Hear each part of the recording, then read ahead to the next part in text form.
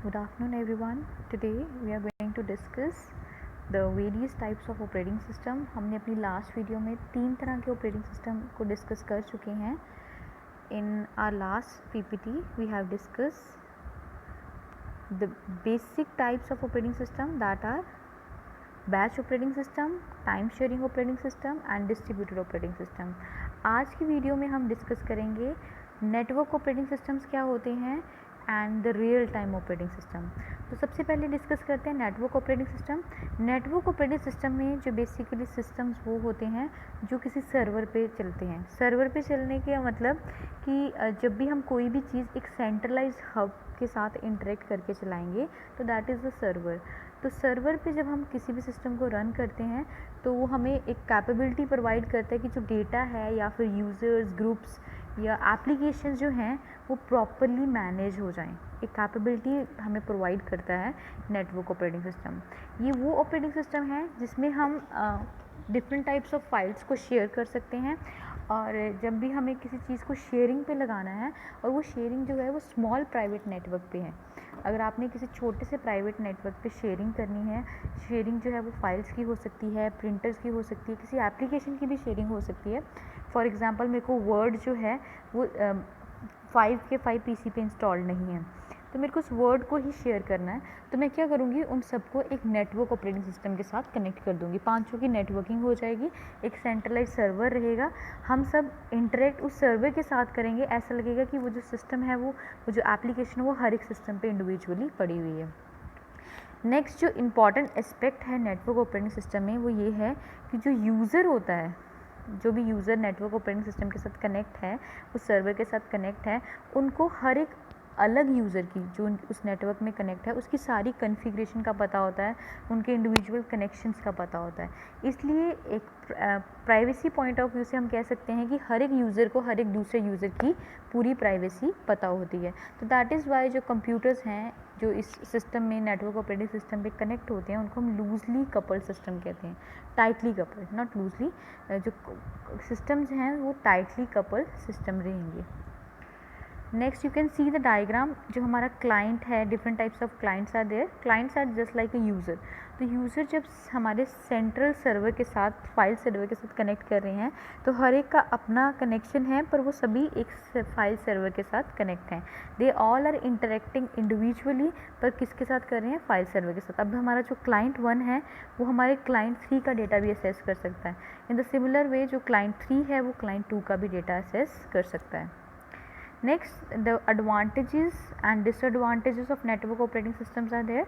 The first advantage of network operating system is कि जो हमारा सिस्टम है, जो हमारा सिस्टम जिसमें हम नेटवर्क ऑपरेटिंग सिस्टम पे काम कर रहे हैं उसमें जो सर्वर है that is highly stable centralised.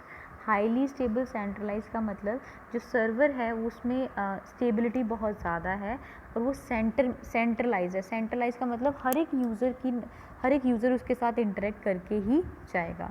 Security concern जो हमने पहले ऑपरेटिंग सिस्टम में पढ़े हैं वो हमारे इस सिस्टम में बहुत ज़्यादा हैं और सिक्योरिटी की प्रॉब्लम कम रहती है because there is in between server. एक सर्वर है जो हर किसी का ध्यान रखेगा. बहुत ज़्यादा टेक्नोलॉजीज़ और हार्डवेयर की अगर हमने अपग्रेडेशन करनी है, उनको अपडेट करना है टाइम टू टाइम, तो हम नेटवर्क ऑपरेटिंग सिस्टम में ईजिली कर सकते हैं. जो आपके सिस्टम हैं, जो भी आपने नेटवर्क ऑपरेटिंग सिस्टम पे असेस करना है उसको आप रिमोटली किसी भी लोकेशन से, किसी भी सिस्टम से असेस कर सकते हैं. नेक्स्ट जो है that are the disadvantages of network operating system. Disadvantages में ये है कि जब आप किसी भी नेटवर्क में सर्वर इंट्रोड्यूस करते हैं, सर्वर की जो कॉस्ट है वो बहुत ज़्यादा रहती है. तो ये जो हमारा नेटवर्क ऑपरेटिंग सिस्टम है दैट इज़ कॉस्टली. नेक्स्ट जो यूज़र है वो हमेशा सर्वर के साथ इंटरेक्ट करेगा. तो जो हमारा यूज़र है वो that is totally dependent on central location. हमेशा ऑपरेशन के लिए उसको सर्वर के साथ ही इंटरेक्ट करना पड़ेगा. तो नेक्स्ट जो डिसएडवांटेज ये है कि अगर सर्वर में कुछ भी प्रॉब्लम आ जाती है तो there is a problem with all the user that are interacting through that server. हमारी मेंटेनेंस और अपडेशन जो है सर्वर्स की वो हमें रेगुलरली करवानी पड़ती है in case of network operating system. So there are some example of network operating system. Network operating system में हमारे पास Microsoft Windows server 2003 that is an example of network operating system. Then Microsoft Windows Server 2008, Unix, Linux, Mac operating system, Macs, Novel NetWare and DST, ये सारे आज की generation के operating system है जो हम आज यूज़ कर रहे हैं, and that are basically based on network operating system. Next है last types of operating system. जो हम important types of operating system में हमने लास्ट जो कवर करना है that is real time operating system. Real time operating system जो है एक रियल टाइम सिस्टम के लिए बने हैं. रियल टाइम सिस्टम वो सिस्टम होते हैं जिनका रिस्पॉन्स टाइम बहुत ही कम होता है. तो रिस्पॉन्स टाइम का मतलब वो टाइम जब आपने सिस्टम को इनपुट दी है तो उसने कितना टाइम लिया उसको प्रोसेस और उसको रिस्पॉन्ड करने के लिए, that time is called respond time. तो हमारा जो रिस्पॉन्ड टाइम है वो हमेशा कम से कम होना चाहिए. जितना हमारा रिस्पॉन्ड टाइम कम होगा हमारा सिस्टम उतना ही फास्ट होगा. तो रियल टाइम सिस्टम जो हैं हमारे वो बेसिकली हम वहाँ यूज़ करते हैं जहाँ पर टाइम की रिक्वायरमेंट जो है वो बहुत स्ट्रिक्ट है.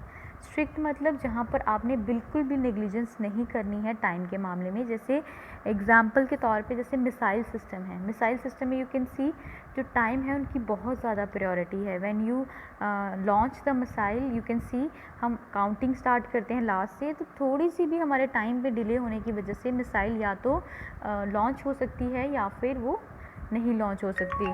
तो इन सब चीज़ों को ध्यान में रखते हुए हमारे पास जो रियल टाइम ऑपरेटिंग सिस्टम है उनको हम ध्यान में रखते हुए कि टाइम जो है वो बहुत ज़्यादा मैटर करता है. जैसे एयरक्राफ्ट कंट्रोल सिस्टम जो हैं उनके लिए भी हमारे पास रियल टाइम ऑपरेटिंग सिस्टम्स होते हैं. वैसे ही रोबोट्स देख सकते हो आप, वो भी टोटली टाइम पे ही बेस्ड हैं. तो हमारे पास जो रियल टाइम ऑपरेटिंग सिस्टम है उनको हमने दो कैटेगरीज में डिफ़ाइन किया हुआ है. First one is hard real time system and second one is soft real time system. Hard real time system वो सिस्टम्स होते हैं जो उन एप्लीकेशंस के लिए बने हैं जहाँ पर टाइम की जो कंस्ट्रेन है वो बहुत ज़्यादा स्ट्रिक्ट है. बहुत ज़्यादा स्ट्रिक्ट का मतलब कि इवन शॉर्ट पॉसिबल डिले भी आपका एक्सेप्ट नहीं होता. छोटा सा डिले भी आपका एक्सेप्ट नहीं होगा टाइम के मामले में. ये बेसिकली सिस्टम जो है वो लाइफ सेविंग के लिए बने होते हैं. जैसे आपने एयरक्राफ्ट से जंप करना है तो पैराशूट्स, ऑटोमेटिक पैराशूट्स जो हमारे खुल जाते हैं, तो अगर एक भी सेकंड का डिले होता है तो पर्सन की लाइफ पे थ्रेट हो सकता है. In the similar way you can सी हम गाड़ियों में सेफ्टी प्रिकॉशंस के लिए हमारे पास एयर बैग्स रहते हैं. तो एयर बैग्स जो हैं जैसे ही आपकी गाड़ी हिट करती है किसी के साथ वो इंस्टेंटली हमारे एयर बैग्स खुलने चाहिए. थोड़ी सी भी डिले होगी तो वो पर्सन की लाइफ के लिए थ्रेट है.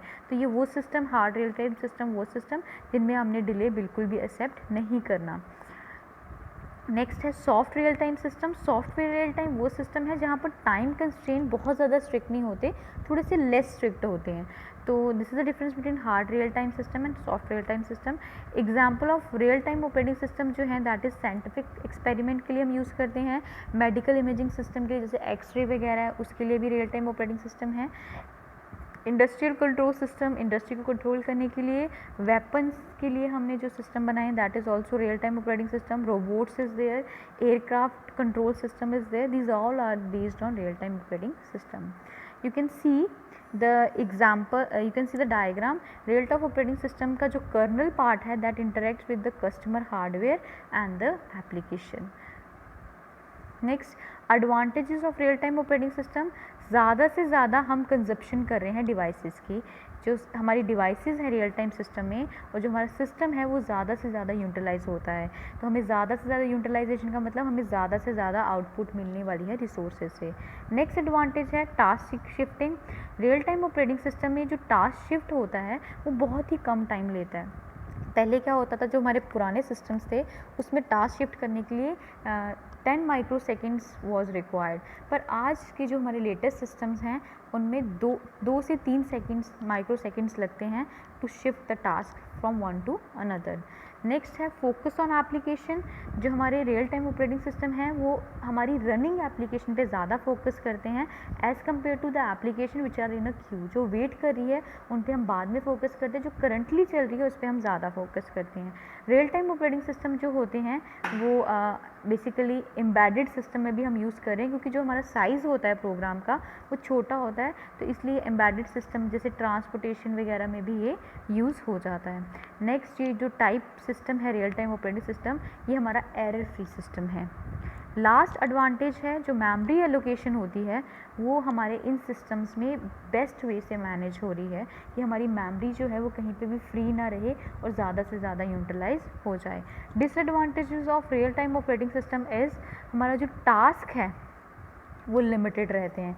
टास्क लिमिटेड मतलब कि एक टाइम पे आप ज़्यादा से ज़्यादा टास्क नहीं चल सकते क्योंकि हमारी कंसंट्रेशन जो है वो हमारी करंटली पे रहेगी, तो बाकी एप्लीकेशन जो रहती हैं वो समटाइम्स अवॉइड हो सकती हैं।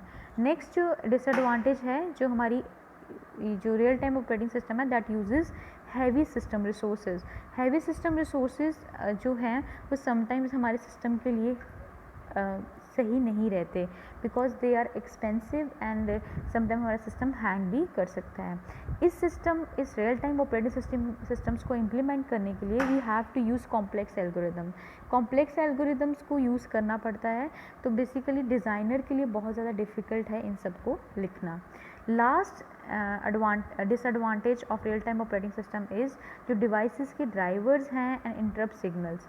बेसिकली हमें in real time operating system के साथ डील करने के लिए हमें डिवाइसेस के स्पेसिफिक डिवाइसेस के ड्राइवर्स भी चाहिए और इंटरप्ट सिग्नल चाहिए, क्योंकि हमें कोई भी इंटरप्ट के आने से पहले उसको रोकना है। तो इसलिए इनके लिए हमारे पास एक ड्राइवर्स की रिक्वायरमेंट है, स्पेसिफिक ड्राइवर्स की रिक्वायरमेंट है और इंटरप्ट सिग्नल्स की रिक्वायरमेंट है। This is all about the different types of operating system that are available in our computer. In our next video we are going to cover the importance of operating system and so on. Thank you so much for watching.